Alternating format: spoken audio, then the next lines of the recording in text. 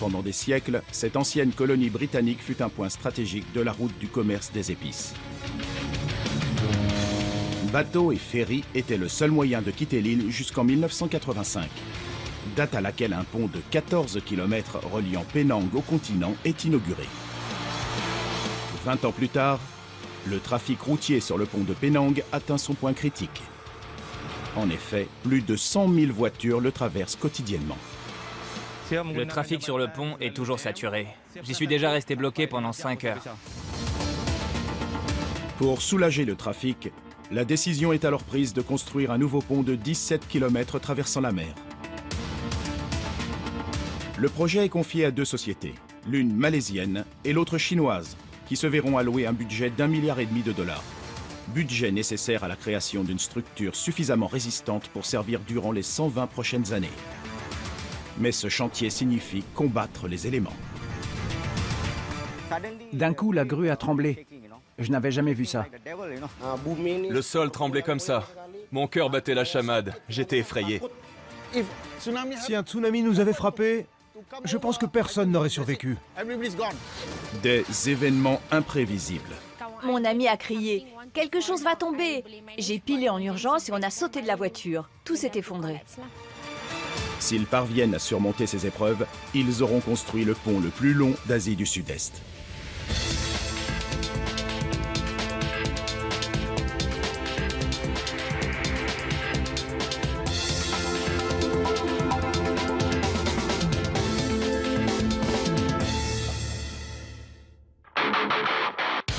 Le second pont de Penang a été imaginé comme le plus long d'Asie du Sud-Est. Il traversera le détroit de Penang et permettra de relier la ville de Batumang au sud de l'île à Batukawan sur le continent. Il soulagera le premier pont de Penang et apportera dans son sillage la croissance économique pour les deux villes. La partie sud de l'île de Penang a besoin d'être développée. C'est pourquoi nous avons décidé de construire un autre pont qui mènera au sud de l'île. Pour construire ce pont, les ingénieurs vont associer deux types de ponts. Le premier est un pont en poutre-caisson de plus de 16 km de long que l'on appelle le viaduc d'accès. Le second, qu'on appelle le pont principal, est un pont haubané en harpe. Afin que ce pont soit parfaitement assemblé, les deux équipes en charge de la construction, la Tchèque, une entreprise chinoise, et UEM de Malaisie, devront coordonner leurs efforts. Au début, il y a eu beaucoup de débats et de disputes. On avait du mal à se mettre d'accord. Le gouvernement malaisien a fondé une entreprise destinée à gérer le projet. L'ingénieur Mohamed Taïb Ismail en est le responsable. Nous arbitrerons la construction. Nous servirons de médiateurs et nous nous assurerons que chaque demande des deux entreprises conduira au bon déroulement du projet. Ismail est un homme très strict et nous avons une confiance aveugle en lui.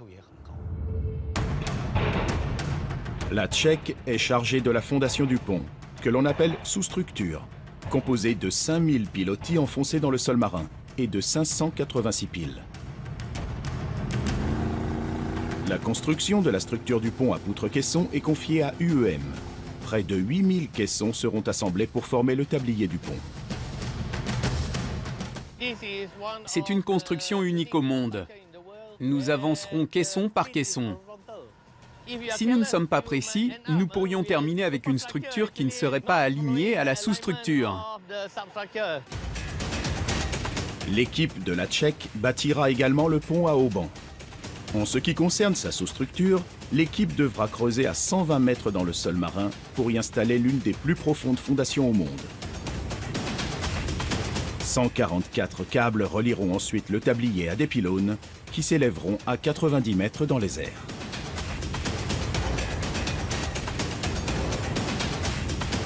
Le pont principal sera bâti dans la zone la plus profonde du détroit de Penang. Son tablier s'élèvera à 30 mètres de hauteur afin de permettre le passage des navires. Mais ces derniers représentent un grand danger, car une collision avec un bateau pourrait affaiblir la structure et les conséquences seraient désastreuses. Afin de renforcer les pylônes, Leurs semelles de fondation seront composées de barres d'armature d'acier mélangées à un béton spécialement traité pour résister aux effets corrosifs des eaux salées de la mer. Pour la construction de nos semelles, nous allons utiliser 2500 tonnes de béton en une seule fois. C'est une quantité énorme. Pour obtenir une telle quantité de béton sur les mers, l'équipe dispose de sa propre bétonnière flottante. Elle opérera sans discontinuer pendant 3 jours. Nous devons nous assurer en permanence que la bétonnière fonctionne parfaitement. Parce que parfois, les tuyaux peuvent se boucher, ou les matériaux ne pas bien se mélanger. Mais de la chaleur malaisienne résulte un problème. Les ouvriers doivent impérativement maintenir le béton en dessous de 36 degrés. Un coulage à température plus élevée mènerait à une dessiccation du béton, des fissures ou un éventuel effondrement du pont dans le futur. Pour combattre ces températures, de nombreux sacs de glace sont acheminés sur le site de préparation afin de refroidir la température de l'eau du mélange. Mais ces sacs de glace sont insuffisants. Nous avons besoin de réduire également la température depuis l'extérieur. Des tuyaux contenant de l'eau fraîche sont directement plongés dans la structure de la semelle pour la refroidir pendant que le béton s'écoule.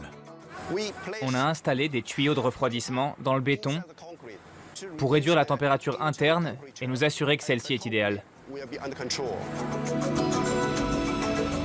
Après avoir coulé du béton pendant 48 heures d'affilée, la semelle de la première pile du pont à haubans est terminée.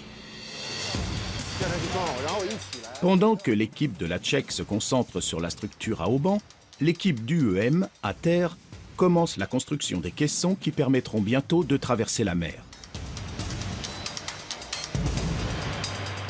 Une gigantesque usine de préfabrication se prépare à produire les milliers de caissons nécessaires. Construire plus de 8000 caissons ne sera pas simple. Pour cela, nous avons équipé toute une infrastructure qui couvre 20 hectares, soit plus de 50 terrains de football. Chaque caisson est composé de 6 tonnes de barres d'armature fixées ensemble.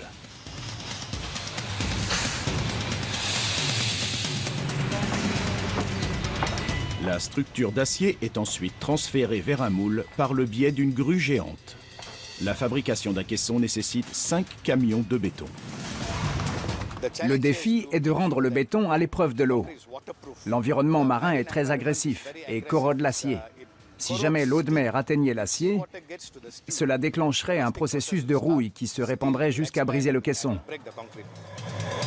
La fabrication de chacun de ces caissons nécessite une précision sans faille. Chaque segment correspondra à un endroit précis du pont. C'est comme si c'était une personne. Il aura une forme spécifique, sera construit pour répondre à des critères particuliers avec différents matériaux. À cause de la forme en S du pont, chaque caisson sera différent et devra s'assembler à la perfection avec les autres.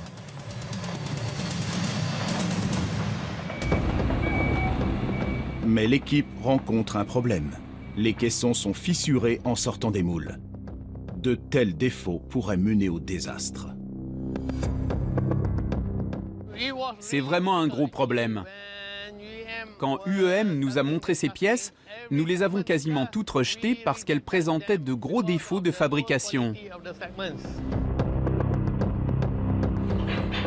Le chantier se voit considérablement retardé. L'équipe ne fabrique que 3 caissons utilisables par semaine, alors qu'elle devrait en fabriquer 30 fois plus. Le chantier a démarré très doucement. On ne sortait que 2 ou 3 caissons utilisables par semaine. À ce rythme, il faudra 75 ans pour fabriquer le nombre suffisant de caissons. Le temps et l'argent manquent, et une solution va devoir être rapidement trouvée, ou le second pont de Penang ne verra jamais le jour. Plus de 8000 caissons doivent être assemblés afin de créer le viaduc d'accès, la plus longue partie du pont de Penang. Mais de nombreux caissons sortent de l'usine de fabrication en présentant de sérieux défauts. Ces derniers doivent donc être détruits et le chantier prend du retard. Nous ne paierons pas pour leurs erreurs. Après analyse d'experts, Kanapati Premakantan, le responsable d'UEM, découvre que le problème est lié au mélange du béton. Nous avons consulté des experts en béton du monde entier. Ils ont examiné le problème et nous ont donné leur opinion. Ils nous ont fait part de leurs calculs et des modifications à effectuer. Je pense que nos problèmes sont sur le point d'être résolus. L'équipe de construction des caissons a rencontré un autre problème. En effet, certains ouvriers n'ont aucune expérience en la matière. On a 600 ouvriers pour lesquels c'est la première expérience sur un chantier de ce genre. On a dû leur enseigner les bases très rapidement. Premakantan reste malgré tout confiant. On a démarré il y a 5 mois et on a résolu tous les problèmes. Il ne nous reste plus qu'à construire le pont. De 2 à 3 segments par semaine, l'équipe est passée à 16 par jour. Les caissons défectueux n'ont pas été le seul problème lors de la construction du pont de Penang. Des doutes sont survenus quant à sa capacité à supporter un séisme.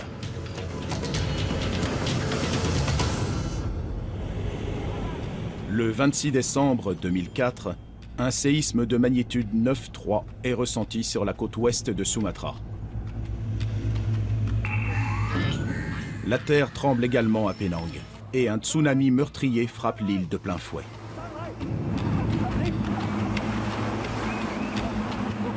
La Malaisie ne fait pas partie des zones à risque. Pourtant, le nombre de séismes recensés progresse. En fait, nous sommes plutôt proches d'une zone sismique très active. Nous devons donc rester prudents et prendre toutes les précautions nécessaires à la protection de telles structures. Ismail décide de faire du second pont de Penang le pont le plus résistant au séisme du monde. Pour cela, il fait appel au service de Malek Kamaruddin, un expert en protection antisismique de structures géantes. Les pilotis qu'ils ont déjà conçus et installés ne supporteront pas un tremblement de terre. Il ne leur reste donc que 2 options. L'une est le renforcement de leurs pilotis, ce qui leur coûtera de l'argent et allongera la durée du chantier. Et l'autre, c'est d'utiliser des appuis en caoutchouc à haut coefficient d'amortissement qui ne protégeront pas seulement les piles, mais aussi la structure, et en priorité le tablier. Kamaruddin nous explique comment fonctionne le mécanisme. Ces tiges de métal représentent des structures de différentes tailles. On peut voir celle-ci comme une structure d'1 ou 2 étages, ou même un pont. Là, 5 étages, 10 étages, 20 étages, et celle-ci représente les tours jumelles Petronas de Kuala Lumpur, soit 88 étages. Je vais simuler un séisme, et nous verrons comment les structures réagissent selon leur taille. Contre toute attente, ce n'est pas la plus longue tige qui bouge le plus, mais la plus courte. Toutes les structures, qu'elles soient basses ou hautes, présentent ce que nous appelons une fréquence naturelle de vibration.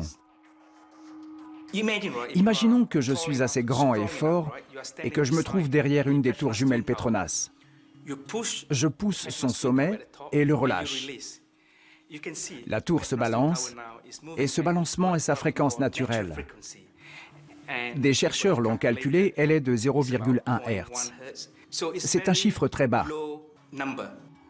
Passons maintenant à cette structure, celle qui a le plus répondu à mon séisme simulé. Elle se balance bien plus vite. On est entre 3 et 4 Hz. Et la fréquence engendrant des dommages suite à un séisme se situe entre 2 et 6 Hz. Donc si un séisme frappe les tours Petronas, la fréquence naturelle de la structure n'entre pas dans la fourchette de fréquence d'endommagement du bâtiment. Il n'arrivera rien à la structure. Comme la fréquence de cette structure est située entre 3 et 4 Hz, donc dans la fourchette de fréquence engendrant des dommages qui est entre 2 et 6, elle sera confrontée au phénomène de résonance, c'est-à-dire une amplification de la réponse, parce que sa fréquence naturelle est plus ou moins la même que celle engendrée par le séisme. En posant des appuis d'amortissement sous cette structure, elle se comportera comme les tours Petronas. C'est la fonction principale de nos appuis. Nous changeons la fréquence naturelle d'une structure. On la fait passer de 3 à 4 Hz à 0,4 ou 0,5. C'est l'objectif de nos supports. Cette structure ne se comportera plus comme ceci, mais comme cela, lentement. Des systèmes d'amortissement spécifiques sont développés par Kamaruddin et son équipe dans l'Institut de recherche Toun Abdul Razak au Royaume-Uni. Les appuis d'amortissement en caoutchouc seront ensuite fabriqués dans une usine située à 300 km de Penang. Nos appuis sont constitués de couches de caoutchouc et de métal. Ils sont uniques, car ils sont semi-intelligents. Dans des circonstances normales, quand il n'y a pas de séisme, les appuis sont raides. Mais lorsque frappe un séisme, les supports s'assouplissent. En s'assouplissant, ils isolent la vibration et l'énergie du séisme et en empêchent la transmission vers la structure. Les 1300 appuis d'amortissement protégeant la structure d'éventuels séismes sont installés. Et la pose des caissons qui formeront la route peut enfin commencer. Les caissons de 100 tonnes sont chargés dans des barges capables d'en supporter 700. Mais il y a un problème. L'eau fait moins d'1 mètre de profondeur à certains endroits. Les barges ne peuvent y circuler et cela peut entraîner l'arrêt du chantier. Ismail et son équipe ne peuvent se le permettre. Les caissons sont entreposés à l'usine de fabrication, mais il est impossible de les mener aux piles. L'eau est trop peu profonde pour la circulation des barges. La seule solution est le dragage de la mer. L'équipe chinoise de la Tchèque utilise des dragues à pelle pour créer un canal de 200 mètres de large. Juste assez pour que les deux barges puissent circuler, mais c'est étroit. On a rencontré un nouveau problème pour l'acheminement des caissons sur l'eau. La Tchèque a déjà assuré la construction de la structure d'un côté, mais à certains endroits, les bateaux ne peuvent pas circuler.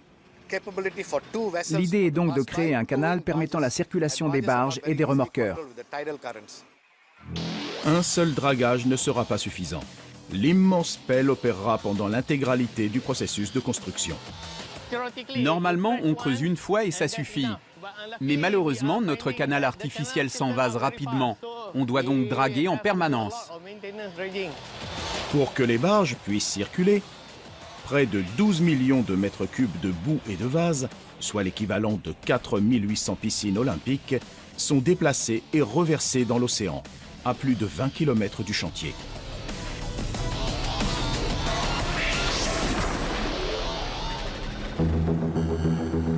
Le montage du pont en poutre-caisson peut enfin se poursuivre. 4 grues spéciales soulèvent les caissons pour que l'équipe de construction puisse les assembler. Le pont est construit caisson par caisson. Nos grues sont essentielles au processus de construction du pont. Sans elles, on ne pourrait pas déplacer nos éléments, ni les placer de manière aussi précise que nécessaire. Chaque barge, transportant 5 caissons, se positionne sous la grue et est immobilisée à son emplacement. L'immobilisation des barges de transport de caissons n'est pas une manœuvre de tout repos. Le moindre faux mouvement pourrait causer un désastre. Une équipe spécialement entraînée manœuvre une série de cordes afin de positionner la barge de manière très précise.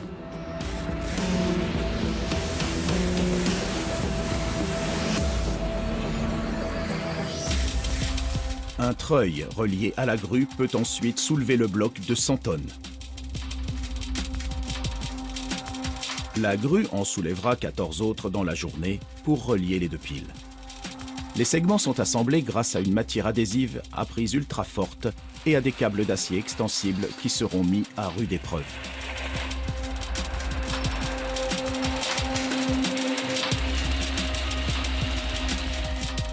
Les deux piles sont reliées. La grue va maintenant répéter inlassablement sa mission.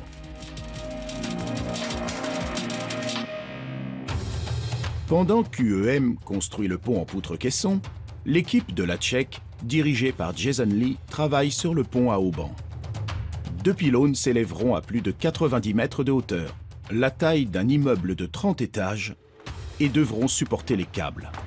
Plus de 600 tonnes d'acier seront utilisées pour renforcer chaque pylône.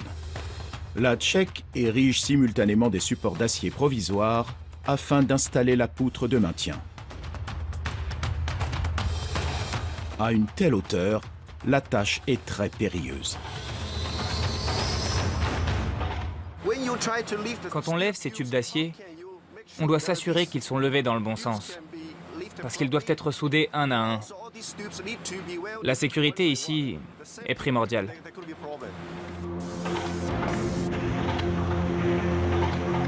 Cette poutre massive servira de maintien entre les 2 pylônes et constituera le point de départ du tablier. Le tablier est progressivement bâti, un segment à la fois. Et à chaque élément posé, un câble lui est fixé. Plusieurs câbles d'acier sont contenus dans ces longs tubes de plastique. Ils partent d'une extrémité du tablier pour passer par une ouverture au sommet du pylône porteur et sont ensuite fixés au tablier à l'autre extrémité de la structure. Chaque câble est individuellement soumis à une pression maximale. Une fois installés, les 144 câbles seront soumis à une pression de 210 000 tonnes. Une pression suffisante pour maintenir 200 jumbo jets à puissance maximale au sol. Le pont aubanais devra pouvoir résister à la météo capricieuse de Malaisie. Les éléments s'y déchaînent souvent et sont impitoyables. C'est à ce moment que ces longs tubes spiralés interviennent. Leur tâche est de protéger les câbles intérieurs de la corrosion, des assauts pluvieux et du vent, tous les éléments susceptibles d'affaiblir la structure.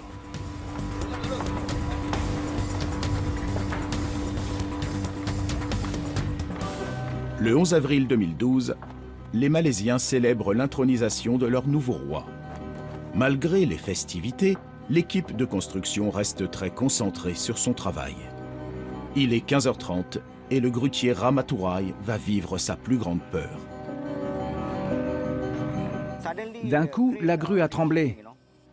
Je n'avais jamais vu ça. J'ai eu très peur. La terre tremble partout sur l'île. Le sol tremblait comme ça. Mon cœur battait la chamade. J'étais effrayé. Un séisme d'une magnitude de 8,6 frappe la côte ouest de Sumatra, à 419 km du chantier. Dans l'esprit de chacun, la crainte d'un tsunami meurtrier. Le site est à environ 800 mètres du rivage. Et si un tsunami nous avait frappé, je pense que personne n'aurait survécu. Avril 2012. Un séisme d'une magnitude de 8,6 frappe la côte ouest de Sumatra, à proximité du lieu où le séisme de 2004 avait frappé. Ce dernier avait secoué toute l'Asie du Sud-Est et un tsunami dévastateur avait ensuite frappé Penang. Un nouveau tsunami pourrait être en chemin. L'usine de caissons se trouve au bord de l'eau. Près de 1000 employés vivent et travaillent ici. Le superviseur, Anwar Abdul, reçoit un SMS urgent. J'ai reçu un SMS me disant de faire évacuer le site. Une alerte tsunami est déclenchée dans tout l'océan Indien. Des vagues dévastatrices pourraient frapper Penang dans quelques heures. L'usine est très proche du rivage. C'était très risqué. En cas de tsunami, le niveau de l'eau peut monter très haut. Je craignais pour la vie de mes ouvriers. L'évacuation d'une structure aussi gigantesque n'est pas chose aisée.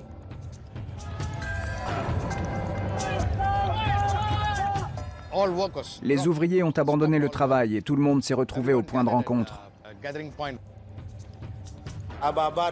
Nos chefs nous ont dit de courir nous mettre à l'abri, le plus vite possible. Mais il n'y a nulle part où courir. La zone entourant l'usine est parfaitement plate. On a réquisitionné tous les véhicules qu'on avait à disposition pour évacuer les gens. Mais regardez autour de l'usine. Vous voyez que c'est tout plat. Donc on ne savait pas où les conduire. On ne savait pas jusqu'où le tsunami allait frapper. Donc on a demandé les clés du stade, qui est à 8 mètres au-dessus du niveau de la mer, laquelle était potentiellement dangereuse. Il est 17 h et l'évacuation des lieux doit se faire au plus vite. Près de 1000 ouvriers sont transportés au stade Batukawan, à 5 km de l'usine. À 18 h 30, tous les ouvriers sont à l'abri dans le stade, avec 1000 autres personnes de la région.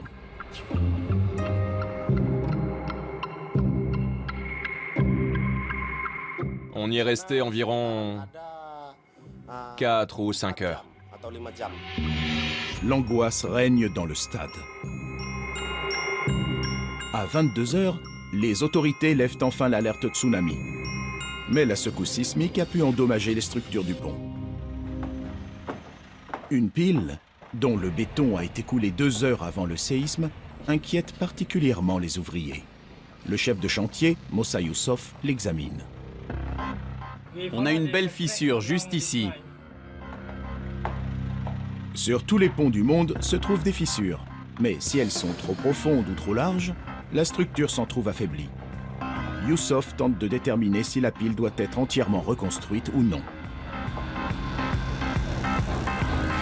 Un échantillon de l'intérieur de la pile est prélevé. On doit déterminer si la fissure est grave. Youssof passe l'échantillon au microscope pour évaluer la largeur et la profondeur de la fissure. Les dégâts sont sévères. On va devoir réparer ces fissures.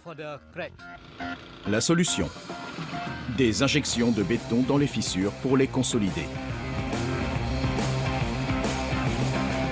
Mais cette pile n'est pas la seule à devoir être inspectée. Ismail a donc appelé des renforts pour que rien ne soit laissé au hasard. Une équipe d'ingénieurs indépendants, dirigée par Matt Carter, s'assure que chaque centimètre du pont répond aux critères et normes de sécurité en vigueur. Nous venons ici tous les 2 mois passer quelques jours pour inspecter le site avec les clients et les chefs de chantier. Nous vérifions la qualité de la construction et si elle répond bien au plan d'origine.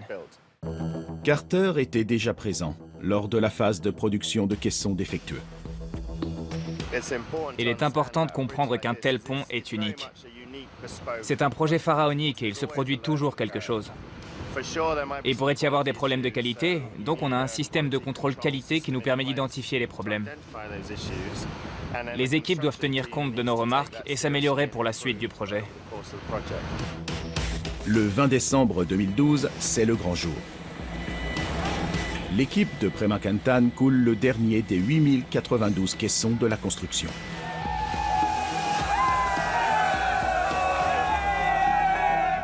C'est comme notre bébé. On s'en est occupé dès la naissance du projet et aujourd'hui il devient un magnifique adulte. C'est comme si maintenant il était diplômé et qu'il était prêt à entrer dans la vie active. On en est au 100e jour de chantier et on est déjà en avance de 1000 caissons.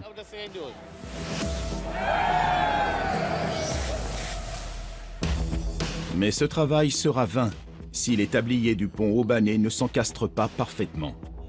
Les 2 tabliers ont avancé mètre par mètre sur le détroit de Penang, jour après jour, pendant 9 mois.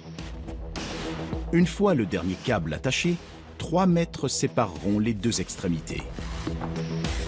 En avril 2013, le second pont de Penang arrive à un stade critique. Les 2 tabliers se connecteront-ils à la perfection ? La structure de notre pont à haubans est très flexible. Donc je pense qu'on pourra connecter les 2 extrémités facilement. Des techniciens contrôlent scrupuleusement l'avancée et vérifient qu'elle correspond aux plans initiaux. Tout est basé sur les plans. Notre tâche est de les suivre à la lettre. Si on en dévie, les 2 extrémités ne se rejoindront pas à la fin. Malgré les efforts déployés, il y a un problème. Un écart de 30 mm entre les 2 tabliers. Les ingénieurs ont une surprenante solution. L'eau. Des tonnes d'eau. On remplit un bassin de 100 tonnes d'eau sur le tablier le plus bas, pendant que sur le tablier le plus haut, un autre bassin est rempli de 150 tonnes. Ils utilisent l'eau comme contrepoids. Une fois qu'ils auront versé l'eau de ce côté, on pourra corriger le défaut. La manœuvre est extrêmement complexe. Les ouvriers devront utiliser une pince géante pour forcer la jonction entre les deux segments du pont. Les ingénieurs attendent maintenant la fraîcheur nocturne pour couler le béton. Une prière spéciale est effectuée sur le pont pour célébrer la fin des travaux. C'est la coulée finale de notre pont. C'est important parce que nous avons finalement accompli la connexion structurelle entre Batu Cawan et Batu Mang de l'autre côté. Pendant que le ciment est coulé, des tonnes d'eau sont relâchées depuis le pont. L'eau est siphonnée afin de faire contrepoids avec le béton coulé. À la fin, les deux extrémités du pont se rejoindront. Les deux extrémités se retrouvent enfin. Les tabliers sont tous assemblés, constituant une route de 16 km 900 au-dessus de la mer. Aujourd'hui, le pont est terminé. Cela fait 3 ans que nous travaillons à ce projet. Avant, il n'y avait rien à cet emplacement. Et aujourd'hui, comme vous pouvez le voir, il y a un pont majestueux. Personnellement, je suis très satisfait. Et je suis surtout fier de partager avec le peuple malaisien et mon équipe ce moment exceptionnel. On est très fiers de notre travail. C'est une prouesse, mais la tragédie guette. Le 6 juin 2013, sur l'île de Penang. C'est l'heure de pointe. Une rampe d'accès au pont est en construction, gérée par une entreprise indépendante de la Tchèque et du EM. Tilasheni rentre du travail en compagnie d'un ami. On discutait, on rigolait et d'un coup, une énorme pièce de métal est tombée sur mon pare-brise et il a éclaté. Mon ami a crié « Quelque chose va tomber !» J'ai pilé en urgence et on a sauté de la voiture. Puis la route au-dessus de nous s'est effondrée. D'autres véhicules se trouvaient-ils devant celui de Tilasheni? Et si oui, ont-ils été écrasés par la rampe? Le 6 juin 2013, la travée principale du pont est terminée et le second pont de Penang doit être inauguré 3 mois plus tard. Khairul-Aizat supervise la construction d'une rampe d'accès menant au pont.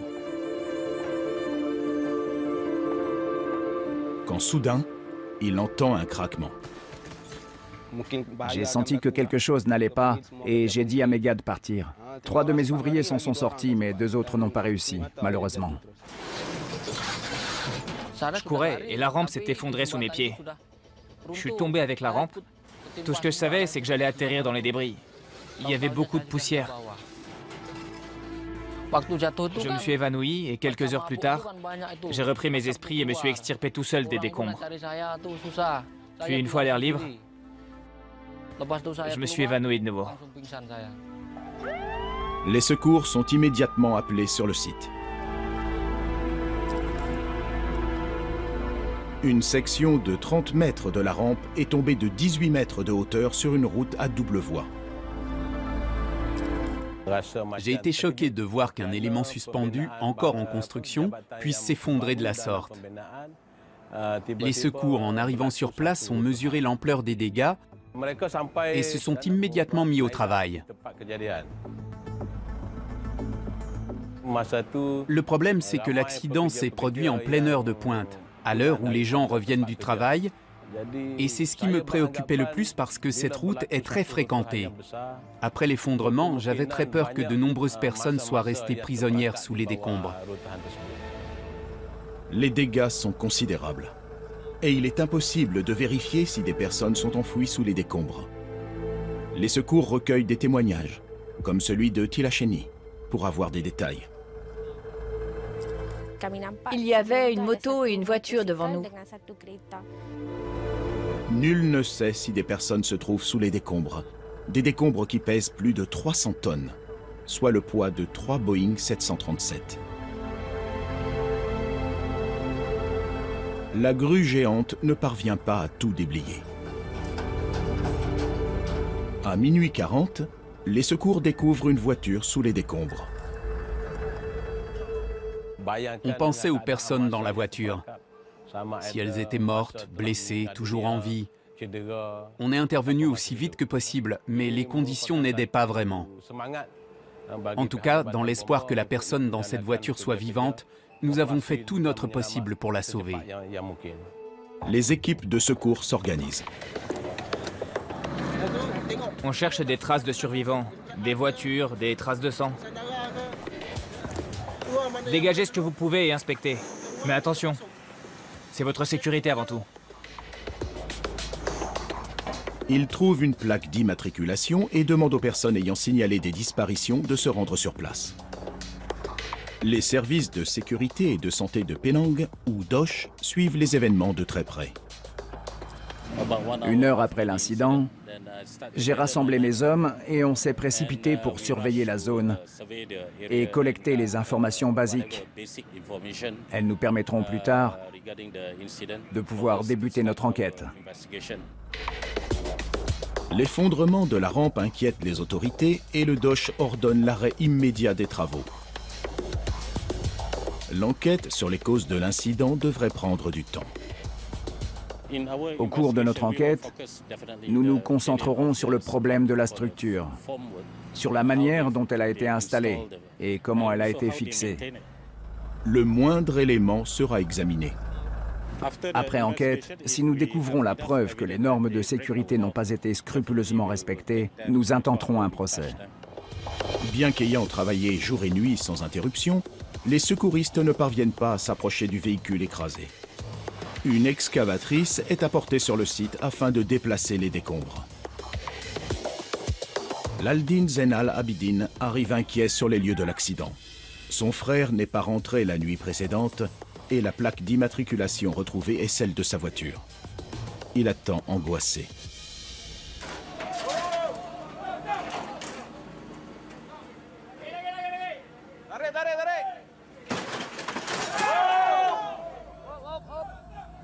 « 25 heures après l'effondrement, Tajuddin Zainal Abidin est retrouvé à bord de sa voiture.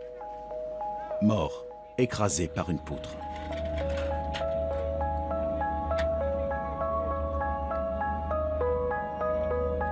Son frère ne peut contenir sa peine.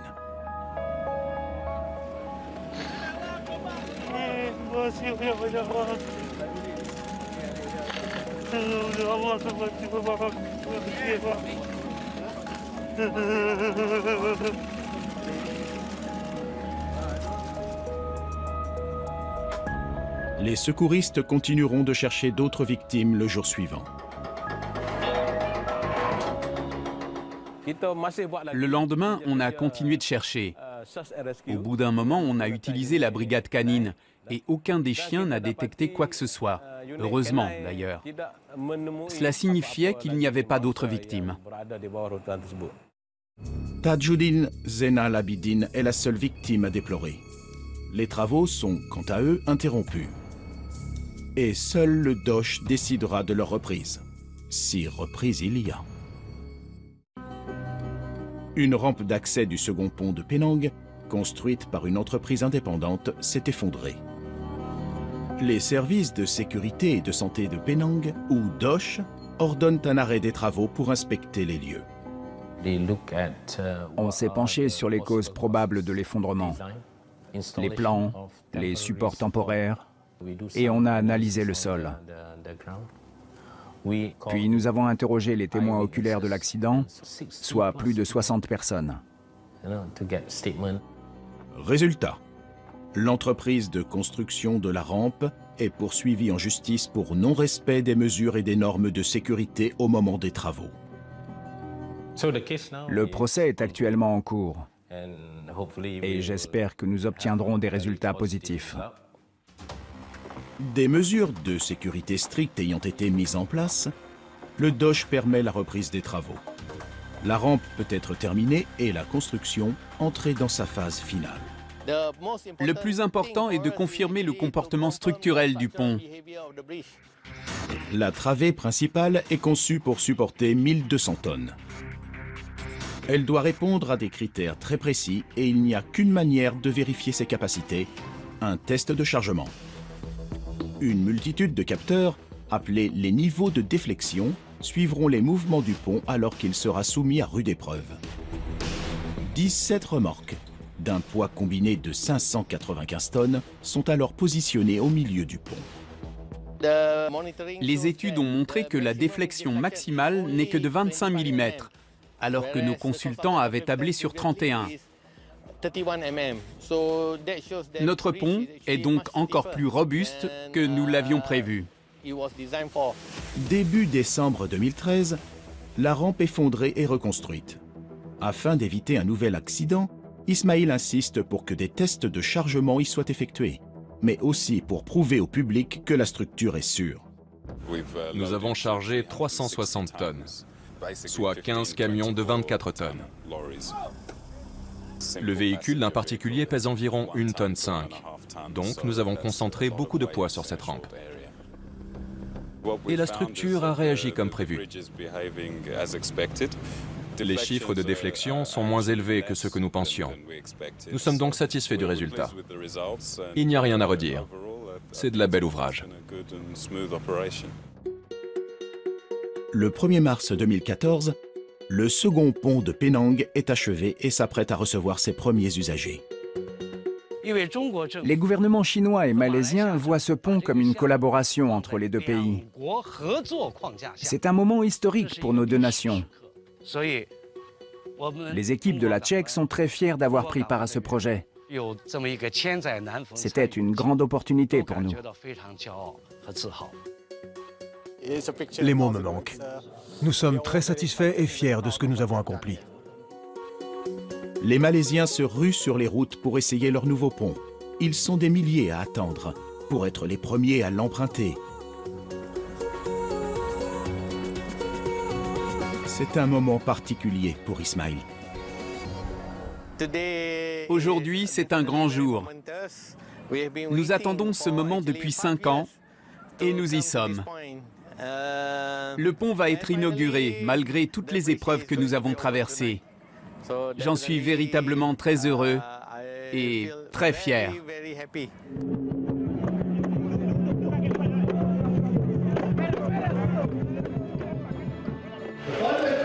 Nous allons aujourd'hui inaugurer un projet qui symbolisera la fierté malaisienne et celle des habitants de Penang. C'est un moment historique pour notre peuple. Nulle part ailleurs, il n'existe un pont aussi majestueux que celui que je m'apprête à inaugurer ce soir. Je déclare ouvert le pont Sultan Abdulalim Muazzam Shah. Le pont porte le nom de l'actuel roi de Malaisie. Le second pont de Penang, le pont le plus long d'Asie du Sud-Est, est achevé.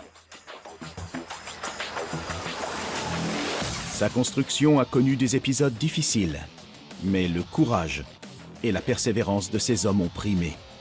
Ce pont, qui relie désormais l'île au continent, est source de fierté pour ceux qui l'ont construit et pour la plupart des gens qui l'empruntent quotidiennement.